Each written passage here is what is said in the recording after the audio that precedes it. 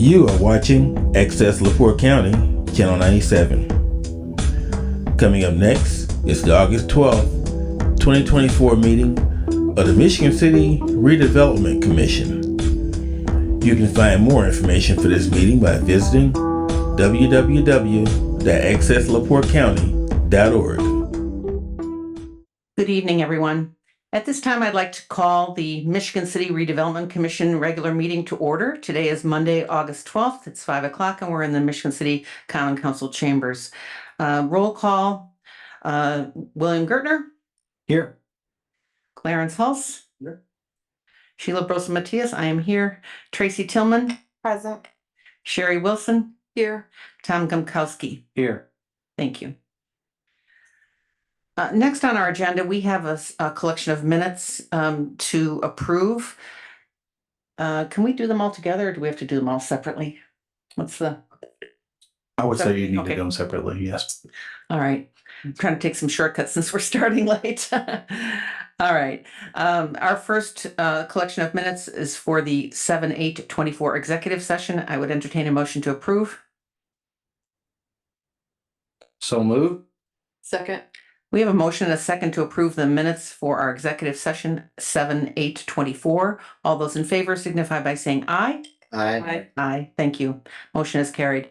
Next, we have the minutes from our July 8th, 2024 regular meeting. I would entertain a motion to approve. I'll make the motion to approve. I'll second. Thank you. We have a motion to approve and a second for our approval of our minutes for July 8th. All those in favor signify by saying aye. Aye. Motion is carried. Thank you. Next, we have our July 22nd special meeting with minutes that need to be approved. I would entertain a motion. I'll make the motion. Thank you. Second. Great. We have a motion and a second for approval of our minutes from July 22nd. All those in favor signify by saying aye. Aye. Motion is carried. Thank you. And last but not least, we have our special meeting from July 29th. I would entertain a motion to approve. I'll take the motion to approve. Thank you. I'll second. We have a rhythm going on here. Let me Yes. destroy the rhythm and just make a comment about the July 29th minutes. Sure. After the meeting was over, the question was raised by somebody, and I don't remember who, but it came to me as saying, because Commissioner Clarence Hulse was not present, but voted in favor of the agreement for the $650,000 for the betterments on Franklin Street, the question came up was, does his vote count? And according to the statute, and as Debbie has done her usual wonderful job in noting in the minutes, where she puts, when she talked about roll call, she called Clarence Hulse via Zoom audio and video. And the statute says that a commissioner or any kind of member on a public body at the local level can vote in favor of something, of a financial appropriation, if remotely, as long as they can be seen and heard, and that's what the statute says. So having said that, Clarence's vote does count. Thank you. Any other questions or comments? We have a motion and a second. I'd like to make the motion to approve. Thank you. I'll second. Thank you. We have a motion and a second to approve the minutes for our special meeting for July 29th. All those in favor signify by saying aye. Aye. Motion is carried. Thank you. Next, we have claims for August 12th. Thank you, Skylar. There's a claims docket for August 12th, 2024. Can you hear me? We have payroll July for 2024, CDBG reimbursables, staff and commissioners. From our operating budget, we have Great American Financial for copier fees, July 2024, Redevelopment Association of Indiana for 2024 through 2025 dues. Saranac Law Offices for legal retainer for July of 2024. From our North TIF, we have August MAC for 2023 activities, Trail Creek Properties, Begley and Concord for 5/27/24 through 6/23/24. Barnes and Thornburg for legal services for Bloxham arbitration ending June 30th, 2024. Butler, Fairman, and Seifert for Washington Park Boulevard Engineering for 6/1/24 through 6/30/24. Global Engineering for Franklin Street alignment for two-way plans. Great Lakes Engineering, Engineering Highway 12, Lake Ave Relief Sewer. HRP Construction for construction of the interceptor trench at 8th Street, pay app number 4. MS Consultants for MC operations audit through June of 2024. NIPSCO for electric service at EV stations on 8th Street. NIPSCO for electric services on EV 8th Street. One of those is for 7/3/2024, and one of those is for 8/2/2024. Blues, Shalley, Rater, and Braun for legal fees for Trail Creek properties, expenses, and advances for May of 2024. Arcade Tap House and Grill for facade grant reimbursement 2. Final for 124 West 4th Street. Sanitary District of Michigan City for reimbursement for Great Lakes Engineering for 8402 invoice 8402 for Highway 12 Lake Ave Relief Sewer. Saranac Law Offices for legal services for North TIF for July 2024. Wallach Summers and Haas for legal services for You Are Beautiful for June of 2024. In our South TIF, we had Aaron's Fence Solutions for Meyer Drive fence repair and damage from an accident. Global Engineering for Michigan City 2023 -2 CCMG Construction Administration for 6/24/24 through 7/21/24. Haas and Associates for South TIF Connectivity Improvement Project 6/17/24 through 7/14/24. Haas and Associates for MC On-Call Services HDD 200 Alfred 4421 Franklin Street. Saranac Law Offices for Legal Services South TIF July 2024. Well, that was a lot. Thank you. Are there any questions on our claims? Hey, just a quick question, Skylar. So the fence that we just put up? Yes. Okay. All right. Thanks. That would be that fence. Yeah, they got hit by a car. We're in the midst of trying to get everything, finding out all the details of that, but we needed to go ahead and get it repaired because it was quite a significant chunk of fence that got knocked down. And honestly, remember we have an agreement with our vector control services for cleanup there, and it just makes it so much easier when they can just go the fence line rather than getting down into that wetland and getting things out of that. Thank you. Any other questions or comments? I would entertain a motion to approve the claims. I'll make a motion to approve the claims. We have a motion. Do we have a second? Thank you. We have a second. All those in favor signify by saying aye. Aye. Motion is carried. Thank you. Next, we have our financial report for June 30th, 2024. Yes, this is a financial balance sheet, 6/30/2024. In our cash account, our operating account, we have $103,184.42. In our Southside TIF account, we have $8,416,088.15. In our Southside TIF debt reserve account, we have $336,308.50. Southside TIF capital account, we have $16,199.79. In our North End TIF account, we have $3,934,289.32. In our East Side TIF, we have $573,894.15.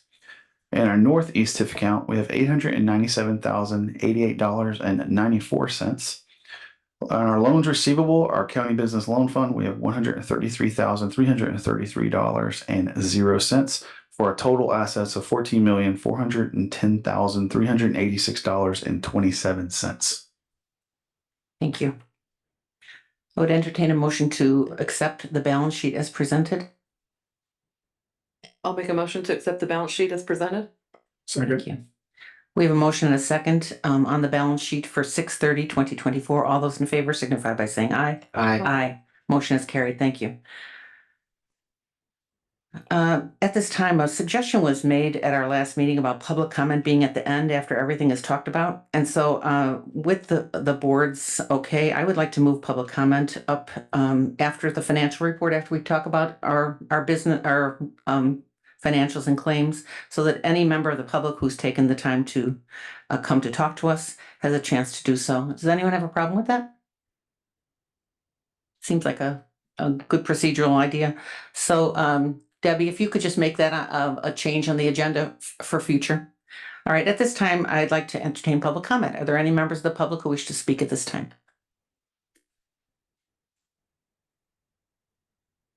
Good afternoon, board. Scott Melland, 200 Kenwood Place.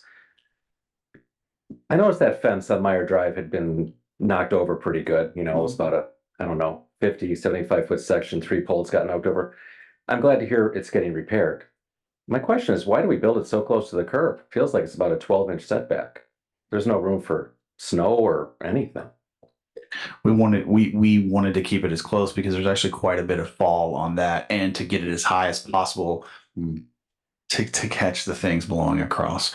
So if we'd have put it back, it would have only been it would have been a much shorter fence from the standpoint of coming off that parking lot from the elevation. It also seems like it's hard. Not that it's the best, not that the fence is, we're supposed to use a fence to catch litter, but honestly, it actually is serving its purpose and keeping that blowing bags out of that wetland there. We all know that's the primary reason. It also seems kind of a hard, narrow strip for vector control to mow. Maybe they can use a push mower or something, but okay, anyway. Just a small observation. Thank Okay. you. Yeah, Vector just we believe they take the weed eater out there, but they do a really good job of keeping it nice and clean nowadays because it used to just kind of be a forgotten space. So I have to give them credit tonight.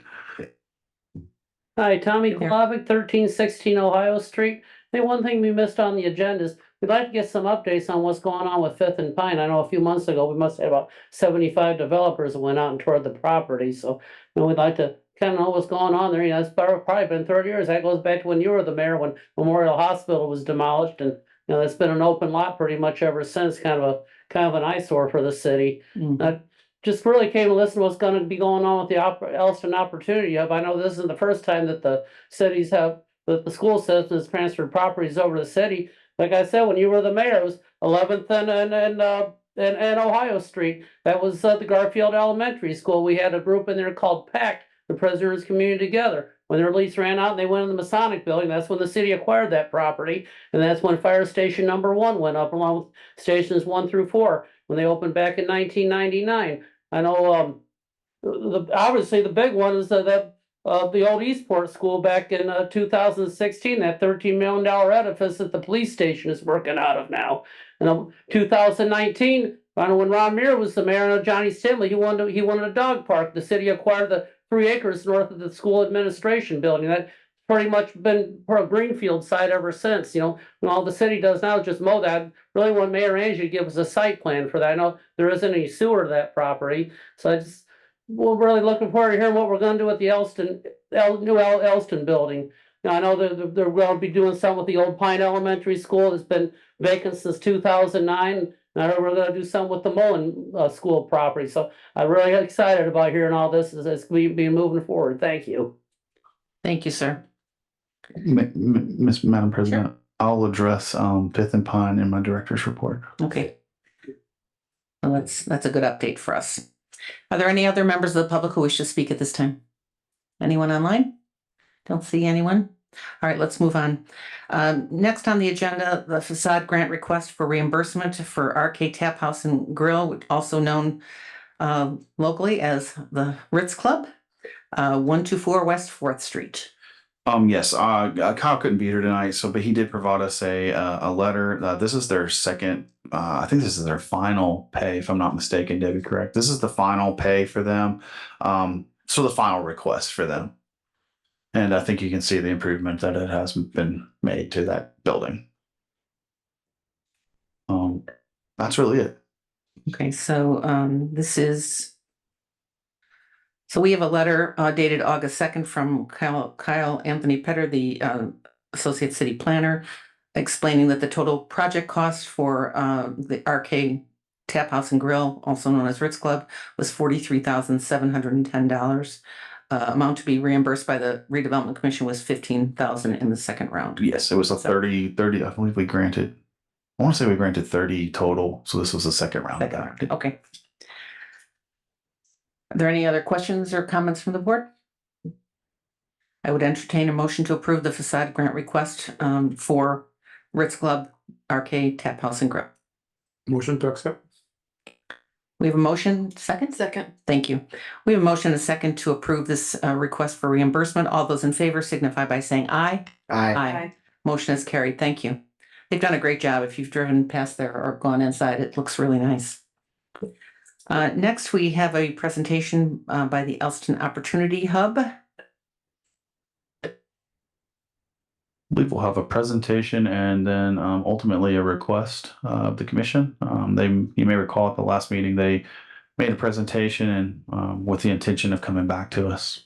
Thank you for being here. Good evening, and I do just want to say a couple of words because the city is fully behind this opportunity, and we do have our partners who are here who are leading the charge in the effort who actually applied for the READY grant, and that's Lisa Doherty, our executive director for Center for Workforce Innovation, CEO, executive director. I never know which title. And then we have Shelley Moore, who is also our consultant on the project. I don't know if is Mike going to be online or not. Okay, and Mike Higby, he has also been working with us on this project. And as you know from last month, that Keela Ward, our director of Education and Workforce Development, did we give anybody the slides or not? Did? Okay, so we're good. But you all have the sheets. You all have it. That's all you need. So basically, I'm going to let them talk a little bit about the funding sources and then what the request is, but what this looks like. Because we've talked about it and I've talked about it with you all, but I think this is a good opportunity around workforce initiatives to create a place that our residents for Michigan City can actually go to one-stop shop and have opportunities for their children and for themselves around workforce and adult education. So I'll let you take it over and then see if you have any questions. Thank you, Mayor. Thank you all for the opportunity to come and talk to you about an exciting new way to scale workforce development. I came into this role about 3 years ago, and Excuse me, could you give your name and address, please, so that people on the line would know who you are? Okay, my name is Lisa Doherty. You're looking for my home address? No, just a little bit about your job, what you do in your professional capacity. So I'm the CEO of the Center of Workforce Innovations. We are the region provider of all workforce development coordination. We do staff and manage the public workforce system that you would possibly know as Work One. So when I came into this role, I was interested in it because I knew that we were underserving various parts of the region. What I didn't know was how hard it was to scale that work up. So despite my desire and the resources that I had at my fingertips, doing it from afar was not how we could reach the public. I knew that we had to do it very differently. And what I realized was that as much as we had multiple locations throughout the region, we were still not accessible to the people who needed us the most. And I also learned going through the Vibrant Michigan City process as a participant that the community itself recognized the opportunity and benefits of a neighborhood hub. So our vision is a neighborhood hub anchored in workforce development where folks can access many different types of career readiness, actual skill training, etc. I'm going to tell you a little bit about the why, and Shelley's going to tell you about the what, where, when, and who. So the concept of a hub is that you don't just have training there, you have access to other resources like childcare, as an example. entrepreneurship. You learn, there's space where you can learn to set up a business. Lots of different appeal in a very accessible, community-friendly, safe space. And let me just tell you why this is critical to Michigan City. You have a lot of economic development opportunity here, but workforce development is economic development. Last year in the region, there were 94,000 jobs posted. In Michigan City alone, there were 8,600 jobs posted. 1,200 employers competing for that talent. We have to find a better way to help people in communities understand what the opportunities are that are available to them and access the training. The goal of the hubs is to not just see Michigan City itself as a community prosper, but also individuals. If you look at the bottom part, third of the handout, we've essentially quantified what this means to the community and individuals by simply closing the gap in Michigan City's percentage of working age individuals who are earning a median household income that is equivalent to the state, and no, nationally. So our goal with the hubs is to help 4,800, this is Michigan City and East Chicago numbers combined. Michigan City makes up greater than half of this number. The economic impact by providing skilled training to individuals in your community where there's a significant gap in labor force participation means 1.4 billion in economic impact for those families within that community. Shelley, I'm going to hand off to you to provide a little bit of background on the specifics around the Elston property. What I would say, this project is not being driven by us. We brought the idea, we brought the expertise, but it's your community that's driving the information that Shelley is going to be sharing with you. These are the ideas and the decisions that your local leaders and the community itself have been providing on this project. Thank you, Lisa. I'm Shelley Moore, Insight Strategic Concepts, located in Northern Indiana out of Elkhart. For the past 25 years, my firm has worked with businesses, nonprofits, and communities, municipalities, as well as counties with economic development, primarily, which has oftentimes led to real estate development, which is obviously the mesh of this project in particular. And as Lisa stated, the drive towards this particular project in the community, we started off with a listening session. We've had a number of meetings really since with nonprofit organizations and potential partners of this project. And through that, if you look at this slide here on the top, where we have the colored circles, these were the priorities that came out of those listening sessions. It was felt that number one, workforce training was a big need here in Michigan City, and primarily that's driven around trades in skill development and training. That's oftentimes a stepping stone to potentially the Ivy Techs of the world, Purdue's of the world, and so forth for further education. But the big gap is really in those CTE related courses. And that can range from a variety of different industries, from hospitality to healthcare, education, of course, manufacturing, a lot of different target segments. And in the jobs that Lisa outlined, of almost 8,600 open positions you've had in Michigan City, we've analyzed those jobs, looked at what industries are tied to those, to be able to create career pathways with the marriage of first the nonprofits who are helping to service those training and developments. But also we find in these distressed communities, which is primarily what we target, and Elston is the perfect location, that's accessible to the neighborhoods so that we can scale these services inside the neighborhoods where people need them most, and to be able to provide those workforce training that are specifically tied to career pathways for the jobs that are in your community.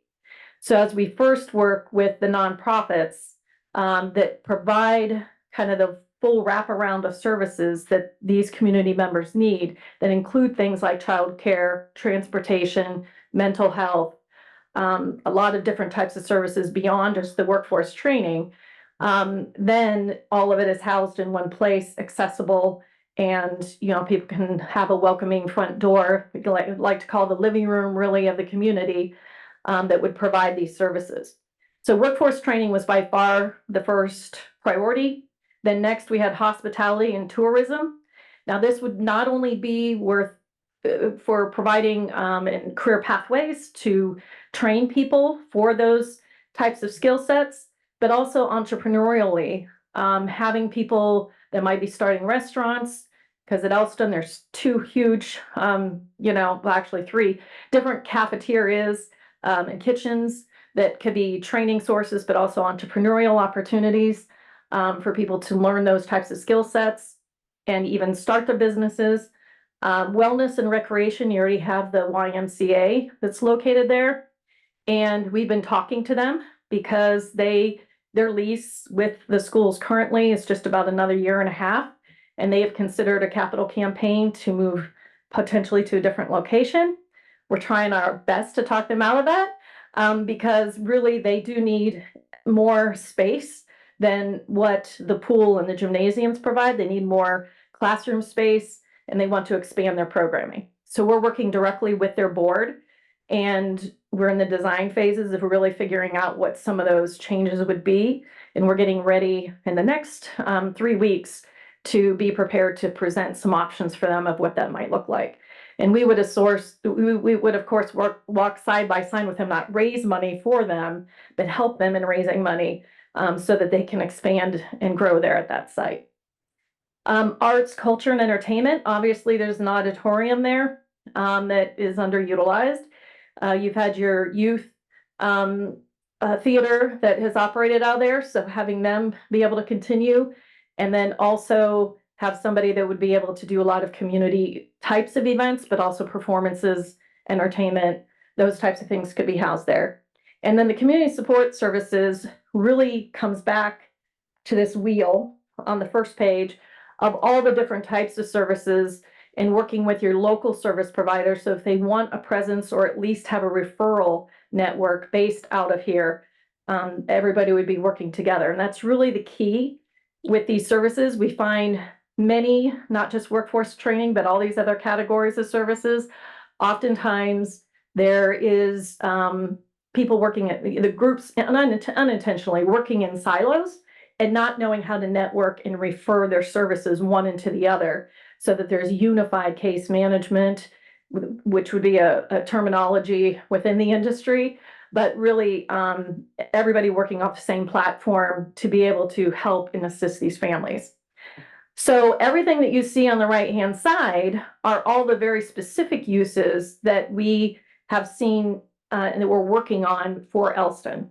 So the workforce training and education, number one, early learning education, makerspace, first makerspace. The schools have already been working with first makerspace, and that's probably going to be one of the early developments to come out of the box there. Entrepreneurship and business assistance. A food hub is in the discussions. The health wellness programming, we're working very closely with HealthLink to have a location out of there. And then with fitness recreation, I talked about the YMCA, arts and culture, and so forth. Currently, Elston is over 280,000 square feet. We can see in this next year with the dollars, especially that you would be providing with the early design, development, and programming to mesh all of this together. And we do have Ratio, which is the architectural firm that is assisting us. They've already been on site and we've already started the process. We believe that between now and next fall, that 50,000 square feet will be operational with the initial service providers. The schools plan on beyond the next 2 years, keeping culinary and their culinary and cosmetology, scissory. I keep wanting to say the word that you say. Scissory services will remain there longer term, but everything else will be vacated in approximately 2 years. So we're talking about a lot of square footage that's going to be available. And so our job is to ramp up these service providers and to be able to show within a 5-year period that we're optimizing that space and making it an economic enterprise, really, because it's really part of the income stream is through the leases that many of these service providers will pay less than market rate in order to be there for a long term. We estimated some of the square footage in the spaces still in this little top left-hand corner here. And as we move down, you can see everybody that's on that left-hand side is who we are working with currently on occupying spaces. So we would be looking at first at their programming, the space that's required, and how they would utilize that and where in the building would be the best location. The Boys and Girls Club, I do want to point out, we spoke with Michelle there, and they have talked about having a longer term presence there as well, even in addition to their new location that they're looking to develop, because they see helping the families with parents, for example, in the CTE training areas, wanting a place for their kids to be while they're doing that, and also some other after school and child, not child care, because that's not directly what they do, but the activities for the younger kids to be able to do after school. I think I've mentioned all the other. Next Studios provides entrepreneurial programming, so we are working with them as well. And everybody on the right-hand side, we have started discussions with, and we would be looking to advance. We're really wanting to focus on the initial. Goodwill is already committed $1 million towards the project. They would be utilizing a lot of the CTE spaces that the AK Smith building has. So when you talk about mechanics, you know, the advanced manufacturing area that they have, there's a lot of those spaces where the school will be leaving behind even some materials that we feel we'd be able to get up and running. And we are, in fact, on the 23rd having a design and planning meeting with Goodwill at Elston to start really planning that process out. Then finally, in terms of the overall funding stack, so we put together a full budget on this. Down in the right-hand corner, it might be a little bit hard to see. You can see kind of the breakdown of what the expenses would be, primarily CapEx dollars, obviously, and programming. And then with the READY application, the circle breakdown that you see in terms of sources of funding is what that represents that we had also submitted for the READY application. We're still waiting to hear details on that, but we're very confident, regardless of what that exact number is, that we're still going to be able to move forward with the other partnerships and arrangements that we have in mind. But for a project like this to work, it's a private-public partnership, requires multiple funding stacks and sources, and that's what makes it work, that a lot of times people don't quite know how to see through. But we feel that we have everybody at the table right now confidently that we need to, obviously, besides the city yourselves. So I'll stop there. See if you have guys any questions.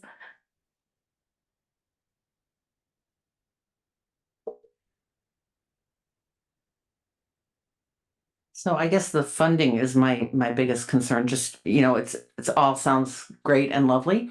The community has a lot of fondness for the Elston campus, and to have a community hub with lots of uses, I think that is visionary.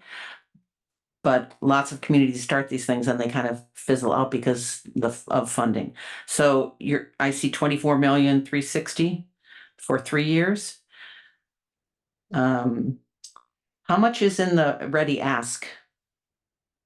Overall, we had asked 5 million total for East Chicago and Michigan City combined. And Of that, approximately, well, we have the number here for this project, we had asked for about 4 million, almost. We don't anticipate on getting that full amount, but we'll know sooner than later what that number looks like. And I've signed a non-disclosure agreement. I can't say. She can't say anything. So, Center for Workforce Innovation, your money is Department of Labor funds, correct? No, so WIOA, I'm sorry. So, we do have, federal funding from WIOA, which comes down through Department of Labor. But we also have a career coaching grant that we receive from the state. We have diversified our funding, so it is not entirely Okay. WIOA. So you would run programs like the dislocated worker program and all of that out of the Elston property? Correct. I'd actually like to do that next month if I could. I bet. Okay. United Way will also be having their Yes, services. United Way has a level up program that is specifically targeting populations that are underemployed. And so this is how the whole thing started for us. Our funding and our populations perfectly complement each other. So in theory, anybody that comes into our door can be served. We also provide adult education. So folks can come to us for a very student-centric experience around accomplishing their HSE and overlay different specific types of, career training with that. And let me add, I know we have philanthropy and all that. So one of the things, and thank you for sending that today to Clarence, is that all of this money is going to leverage national foundation money and additional resources. So I'm confident in that piece of it, even if we only activate, the cool thing is we can activate pieces at a time as we get the money. But the overall thing is I've met with the YMCA multiple times as well, and I've asked them to stay there and to figure out a way to expand for them to expand there. I was a part of the effort to get the feasibility study done. So they have that money. We raised the money, but they're kind of waiting. And my thought and goal is everybody talks about a field house and a community center. Why not? It should be there. If we're going to have families there, the city should support that effort as well. So my whole thought is with all the matching dollars that are out there across the whole United States and locally, the state and federal, we need to all be kind of coalescing around one place to make sure that the effort doesn't fall on deaf ears, but that we have so many people at the table. So we'll be going to all of the foundations asking for money. We'll be talking to the Franciscans, the Dueling Council, the HFL, all of them. Because we feel like if we're going to talk about health outcomes, that workforce and employment is a big piece of that. So the ask is going to be $400,000 for 3 years. And I just wanted to make sure that everybody knows I'm fully committed to the project and any effort that we can do. And they know I've been pushing and having those conversations.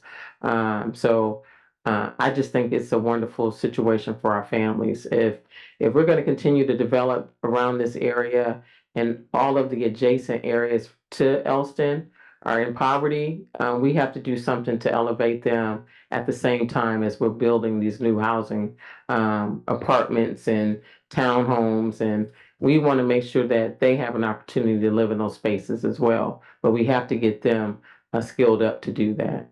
So that's just my pitch to y'all. So I love the pitch, Mayor Angie, and I think the community wants to rally around the idea, but they need to know what it is and how do we afford it and how do we make this the efficient, best use of the Elston campus. It is central to the community.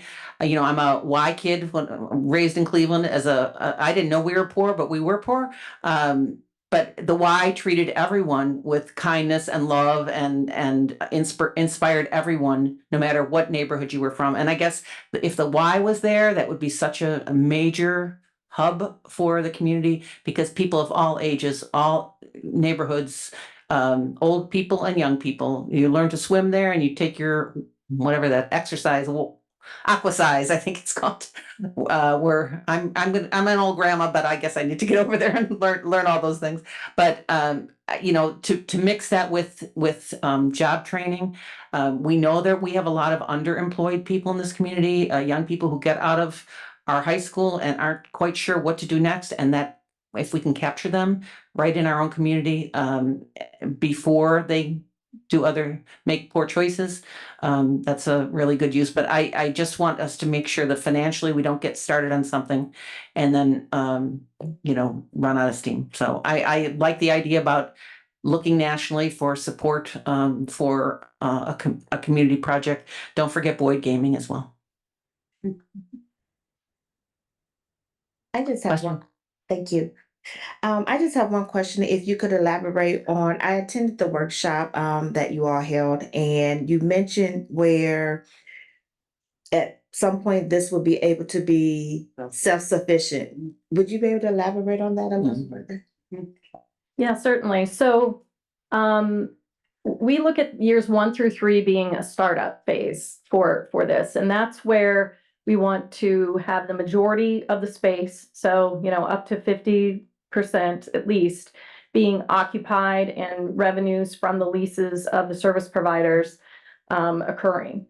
Then as it moves beyond the startup phase into years 3, 4, and 5, that's where we would look for a community organization, because NWI Works or we are not developers, so this is not like a developer coming want in and own this facility or anything like that. The intent is for there to be a community organization, typically a 501c3, that will be the existing organization or one that's formed. Oftentimes they're formed to treat this as an enterprise.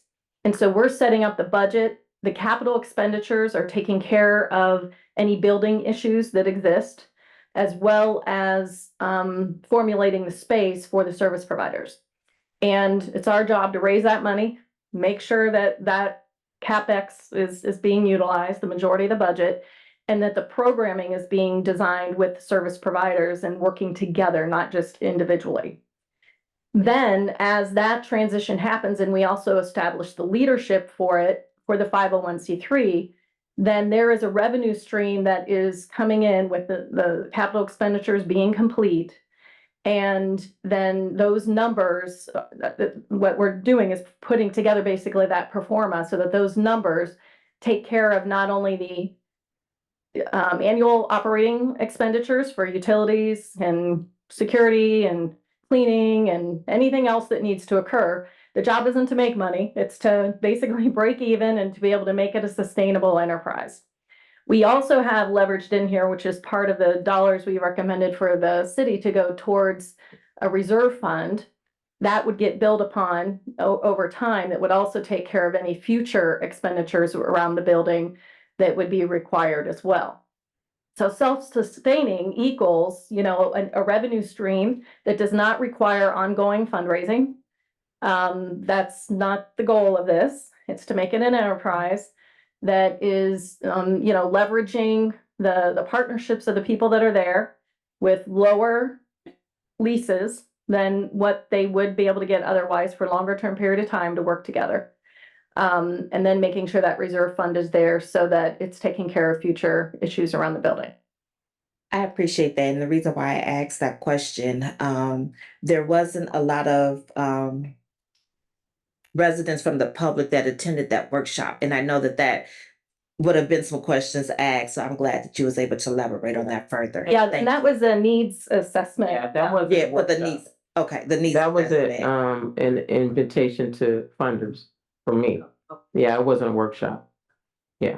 Yeah, the community, as we get the ideas more formulated so that people can really picture and imagine what this would look like, we do have stages in this process that's going to involve residents and community members to provide feedback around some of the ideas that we're putting together, because it evolves and changes. But oftentimes we find we have to give ideas of what it could be so that people can give feedback and then we can adjust accordingly.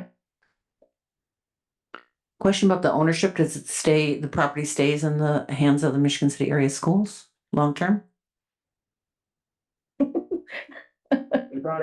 Every community is different in this regard.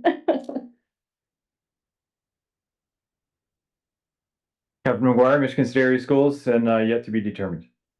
Now, there's lots of conversations around that. We certainly see value in the property. So we too have our concerns of just handing it over and saying, okay, now you can benefit from the value of the property. Right. So we'll see where things go. But I think from the school district perspective, it's as this develops, our ultimate goal is to take the cost and the expense of the building off of our hands. So we at some point do see this succeeding and then transferring that ownership. Certainly in the short-term future, we'll be handing over either via MOU or whatever the guidance would be. The managing group would take over any leases or anything that we currently have there, so they can start receiving some benefit from that as well. So AK Smith Center and Safe Harbor and everything are going up to other locations? Yeah, well, as you know, we're currently in the transition to the new South Campus with CT. We are looking, 2 to 3 years out yet that we'll be transitioning everybody over. But the last two programs that we want to maintain there for multiple reasons, but culinary and cosmetology as discussed. So we have a few other student programs that are still running out of there, but as we talk through the benefits of from a school perspective as well for having the opportunity hub there, we may transition those as well. All right, thank you, Kevin. Absolutely. I should mention that Dr. Wendell McCollum, myself, the board, we're all in complete support of the project. Again, from our perspective, it's about $500,000 a year of expenses that we have. And then the management, upkeep, the leases, all those things that go along with that. I would certainly be happy to slide that over to somebody else. I bet you would. Thank you. Yeah, that's our goal, to take that off their hands, and they have an MOU right now in their hands that they're working through, so. All right. Questions?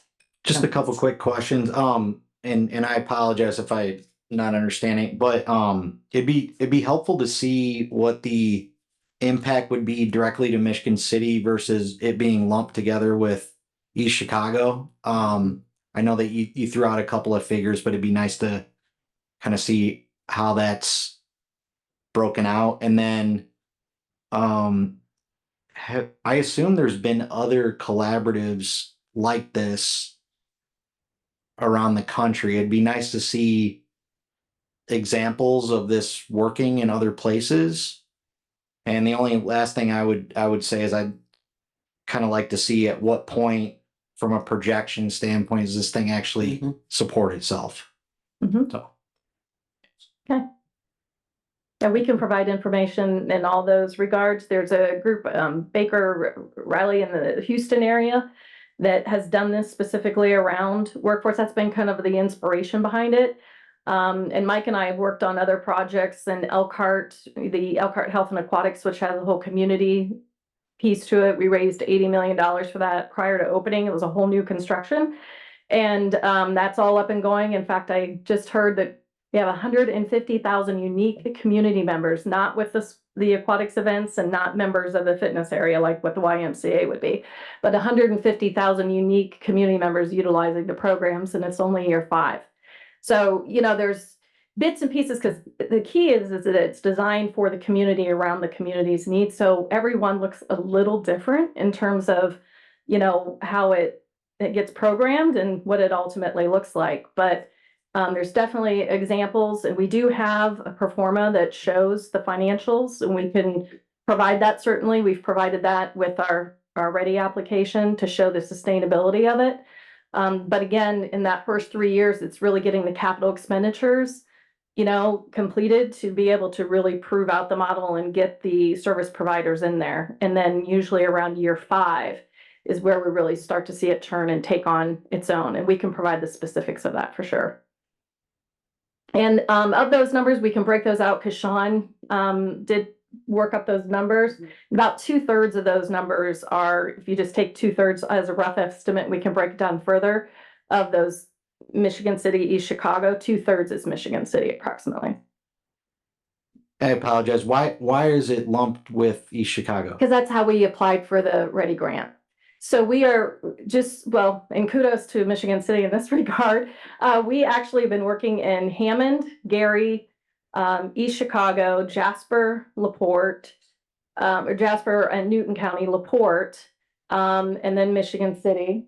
Am I forgetting anybody? I think that's No, we're looking at locations in Portage. we're looking at locations in Porter County. But we're not necessarily driving those projects. They're hubs that may already exist, like NEO as an example. And we would occupy space there rather than drive that major project. She's already done it. And then Valpo U is working with the city of Valpo on the Regal Beloit hub, and we're looking at having workforce development present there. But again, that's a much different composition for that hub, but we would be present. For those other locations, we're still working and there's potential locations identified, but it's really Michigan City first and East Chicago second that have had the local leadership organized well enough that we could apply for the READY application. The others weren't ready. So the reason why that's lumped together is because that was part of the overall application for the READY grant. We had to show those impact numbers. I was just gonna add, Very ready. I was just gonna add, I was at the meeting, wasn't one of the issues with us, we actually have a building that lends itself to do this as well. East Chicago was still kind of looking for that leadership thing, but we have a building that readily lent itself to both Michigan City and East Chicago, and multiple conversations that we had, each of your buildings rose to the occasion every time. Elston came up in every single conversation we had, and in East Chicago, Kerry Gosh. Well, I mean, for me, just want to add a comment that this is not a no idea for what's happening across the country, but it's a big idea for Michigan City. Just working with a lot of nonprofits and beings in the region, a lot of them are trying to do the right thing, but struggle because they're not part of a network. They don't get to share services or even connect the folks who need services to another service. So being in either a location or being part of a network that enhances that, I think it's going to be key to provide the people who need the help they need, which is all residents. So I think this is key moving forward, to get people who are getting, I guess, skill ready, job ready for all the new projects, new jobs that are in the pipeline for us. Yeah, and I don't want to be dramatic, but there are a lot of projects that are going to come with opportunities, and getting a workforce prepared for that takes some time. So for me, there's a lot of urgency because I do not want folks left behind again. And that's key with everything we got going on, Michigan City, the region. We can't have people left behind. So there has to be a path and access to resources that this provides that. Along that lines, if I may, in the Elkhart example that I gave you, 200,000 square foot in the immediate area right now, we are near completion of another about $300 million in development directly around the location. So when you start thinking about housing needs and you start thinking about entrepreneurial aspects that could happen on Franklin, for example, going up to your train station. I mean, you guys are the Redevelopment Commission, so that's why I share this, in the sense that having other projects that you're probably already working on link to this and provide more accessibility and more opportunities, we find is a natural progression that occurs, which is pretty exciting for further down the road too. Thank you. Any other comments or questions? If I might, just add one. I just really like the idea of really seeing Elston School get back. Sorry, I was thinking about something totally different. Elston, if everything leaves out of it, it will be an enormous hole in our community. And from a planning standpoint, we really don't want that in our downtown or even in our neighborhoods. We really want to see it get reused. I think the opportunity for this is a great opportunity to keep things there. People are buying houses in those neighborhoods because they want to be near YMCA or have these opportunities. It really does make a difference. And Clarence and I went to a housing conference, and these are the things that people look at when they buy houses. They want to see these things there.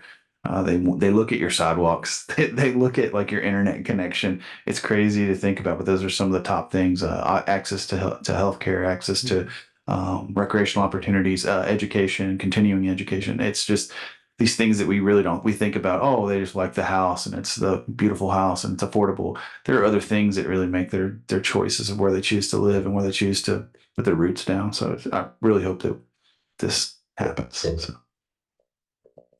Can you share with us in a email or something some of the programming that it was done at some of the other projects you've worked on, so we can see like what it would look like 3 years out, for example? Because I think the community would love to get excited about this, but they need, no offense to workforce development, but that isn't really like jazzy.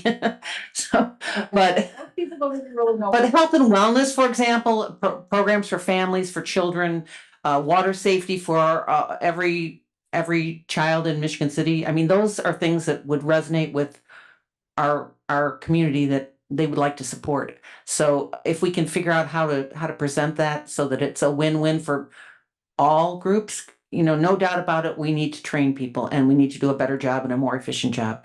But packaging it to show why it's important at the Elston campus.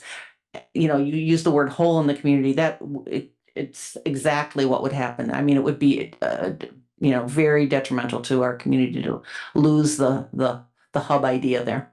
So that'd be helpful. We'd be happy to do that. We've got a lot of ideas stirring. I would feel premature or don't want to obligate anybody. Yeah. Something right now. Just samples, just ideas. Any other comments or questions? So what do you need from us tonight, Mayor? What I asked you for. A commitment. So the request, and we've I've talked this over with Skylar, but I'm cobbling together money, and so I'm out there on the tour, and that is the ask, the $400,000 for 3 years. It'd be a commitment of $400,000 for 3 years.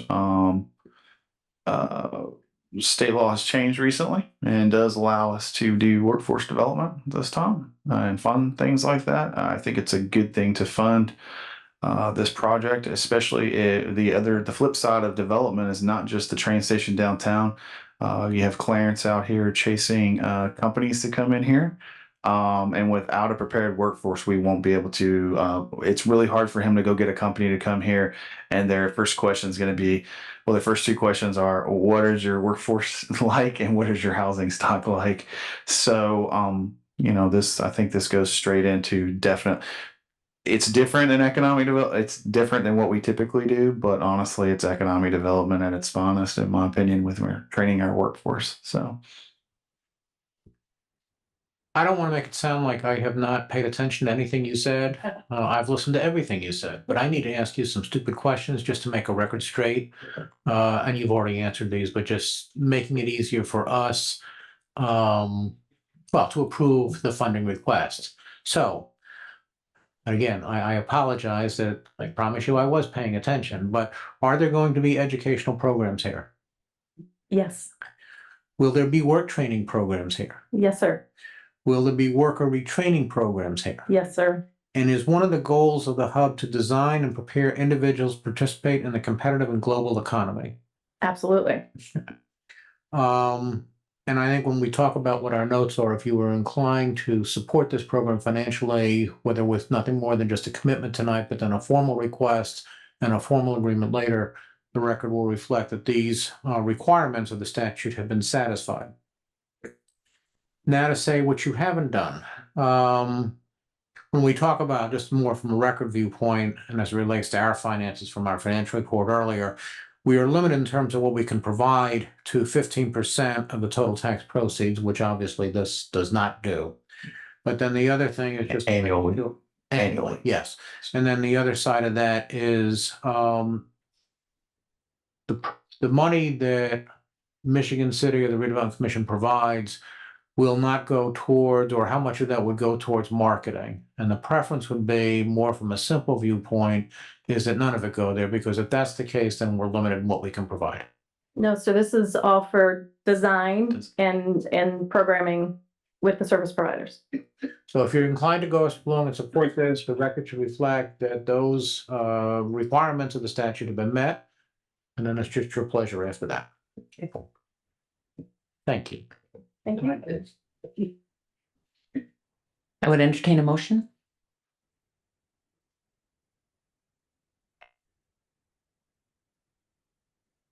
Motion to accept the present, to provide the 3 years of funding for the Opportunity Hub. Support. Should we state the amount that we're approving, Alan? I would say so. That would be $40,000 a year for the next 3 years. Do we have support? Support. All right, we have a motion on the floor to financially support the Elston Opportunity Hub project. All those in favor signify by saying aye. Aye. Aye. Motion has carried. Thank you. Thank you so much for the presentation. We really appreciate it. And good luck, and I hope everything's going to work out. There's no hoping. So Look forward to giving you updates. Great. Absolutely. Thank you. Thank you for your time. Next, we're looking for a proposal to relocate the "You Are Beautiful" sign, Skylar. So I don't have the proposal in hand. I left it on here with the hopes that I might have it today. I did provide a scope of work or a scope of things that would need to be in there, the things that we would like to see. I included the relocation of the sign, obviously, solar powered lighting for that sign, so we aren't paying another bill. And then things I would love to see there, but I don't know if they're going to physically fit. Would be just vaulted toilets, a bike fixing station, water supply, things of that. So I'll give him kind of a list of scope of things, and then just as low maintenance as possible with respect to both landscaping and care of the facility itself. So I kind of task him with that. I'm sure Matt can do this with Smith Group. I just don't have the proposal yet. Great, thank you. Any questions or comments? All right, let's move on to the 11th Street Station Garage and Residential Tower update. Just quickly, it looks like we're going to be done stacking concrete in September, if I'm not mistaken. I think September is when they've given us a deadline for finishing the actual stacking of concrete that you're seeing happen right now, the precast. Everything's going as planned. You can also see the residential elevator shafts coming out of the ground right now, which is exciting to see. So they've actually started work on that as well. But the main precast structure will be in by end of September, and then they'll just do the finishing work, which would include the interior build out of the station itself, but also the addition of the historic train station facade that would be put back on that. And you may recall, some people forget we have it. We actually have it stored, and it will be put back on there. So you will actually see that historic facade go back on there. I have visited that facade and checked it over along with Kyle, and we did all the inspections on it and made sure that everything matched. Once they had to recreate a couple pieces, but it will be a beautiful and exciting train station to walk through those front doors, and no one's done that in a very long time. That's great. Other than that, yeah, I don't have anything else additionally. Thank you. Moving on to the SOLA site. So SOLA right now, we have completed our second round, our second version of our redevelopment agreement. We, Alan, I, and Adam Collins have completed that. It is in the hands of the SOLA representatives right now. I actually talked to them today, and we should have a draft back tomorrow for negotiations on a couple of things. And then I will probably, to meet some timing deadlines, I would probably need to call a special meeting before the September meeting to get this before you guys, if we can get everything worked out. Which I'm sure we can. So just kind of keep that in mind. I don't know when that meeting would happen, but after tomorrow, I probably will have kind of a time frame of that meeting. Alan, you got anything to add? Just real quickly, right before the meeting tonight, I did talk with Adam Collins, and his counterpart with Solo was going to call him, and they were going to have a meeting at 5:30 our time. And Adam sent me a text during the meeting, or during our meeting now, and saying he feels like he's on Mars. So I'm not sure what that means. But I will find out as soon as this meeting's over. Okay. Thank you. Anything else, Skylar, on that? No, that's it right now. Okay, So we'll perfect. just kind of hang in there. All right. Till then. Report by legal counsel. The only other thing to add Report? is just that there was an executive meeting prior to this meeting tonight. No items were discussed that are not permitted by the open door law. No decisions were made. That's all I have. Great. Thank you. Report by our director. Tonight, the only thing I really wanted to do was Tommy asked about an update on Fifth and Pond, so I'll give you an update on that. We have been working with Chicago something consulting studios, CCS, you may recall, and Planera was our other people that we were working with. We put out an RFP. We received RFPs back in April, and we did receive seven RFPs back. So that's pretty amazing in my opinion, because I'll just give you a little history. We never received that many RFPs. We typically only get one or two or one, so we don't really get to choose RFPs. And honestly, not every single one of them was as responsive as all, some of them were more responsive than others, but honestly, I would say that all of them were responsive to the point where it was exciting to read through all seven of them. At this point in time, we have shortlisted that RFP. We have notified people who did not make the cut. This RFP session was heavily focused on financial capability and capacity to finish a project that includes 8 acres of land. There's about 7.5, 8 acres of land that we put out to RFP. So we want to make sure whomever we choose, A, has the financial capacity and wherewithal, and B, has the basically the ability to complete something of this magnitude, because it actually is a very big project, or could be a very big project. That's a good update for you. Thank you. That due diligence, I think, is important to make this a successful project. All right, we already had public comment, unless there's some additional public comment. I would, thank you. Okay. I have found Scott Mellon, Turner Kenwood Place. I have found each board has their own rules. I've found other boards have public comment after each, not agenda item, but spending item. And I really wish I'd been able to speak in the workforce development proposal. I was skeptical when I first heard about it, when it was a $20 million thing. Now it's a $24 million thing. But when they explained that they're only asking us for $400,000 over 3 years. Per year? Per year. I like it my way better. But that's a tremendous amount of leverage. And that's a fantastic return on our investment. To keep Elston as a viable, it's a huge municipal asset. I don't know where the Y could find a better facility. I mean, gymnasium, swimming pool, basketball courts, tennis courts. Keeping them there will be pretty important for the synergy, because the synergy you get from grouping all these groups together, it's synergy. It's 1 + 1 = 3 or 4 in this case, I think. So I think you guys made a great decision. I would ask that you maybe consider a chance for public comment on important items like that. Certainly moving it up to where you have now, there'd be no chance to speak about it. So thank you very much for letting me come up here. But yeah, to leverage $24 million, that's a great return. Keeping the asset in the working for the city, and it's a triple win, because it also takes $500,000 off the school board, which goes straight to the bottom line for other uses that I know they need. So let's wish them the best, and we need metrics for success as well. That was something I brought up before. So thank you again. Thank you. Oh, yes, Tommy Kolovic, 1316 Ohio Street, is one of the Boys and Girls Clubs. They've taken ownership and possession of their 13-acre property that they want to go on at Cold Spring in Jackson, behind the old YMCA facility. No, the old YMCA is privately owned now. There's really nothing we can do about that. It's up to the owner of that.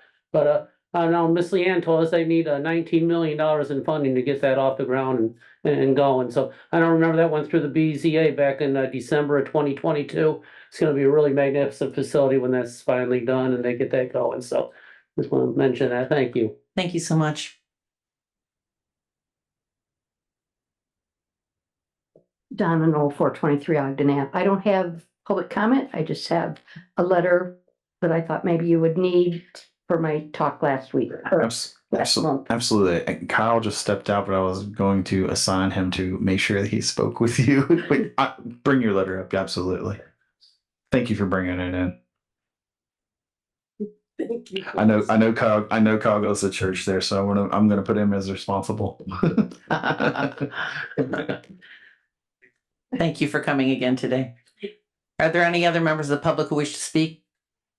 Are there any commissioners who wish to make any comment? Our next meeting date is, Just glad to be back and enjoying life and getting stuff done. And I'm excited to be part of this board with everything we got going on, and glad that the team is working together and, you know, really moving the city forward. So really exciting times for Michigan City. A lot going on in the background that people don't always see because a lot of it's confidential, but the city is moving forward for a long time. We've talked about a lot of things, and for the first time they actually come to fruition. So it's exciting times. that is an understatement, I think. Very exciting time. Any other commissioners who wish to speak or have some comments? All right. Our next meeting date is September 9th, 2024. And at this time, I'd entertain a motion to adjourn. Anyone want to make that motion? I'll make the motion to adjourn. Thank you. Support. Good. We have a motion.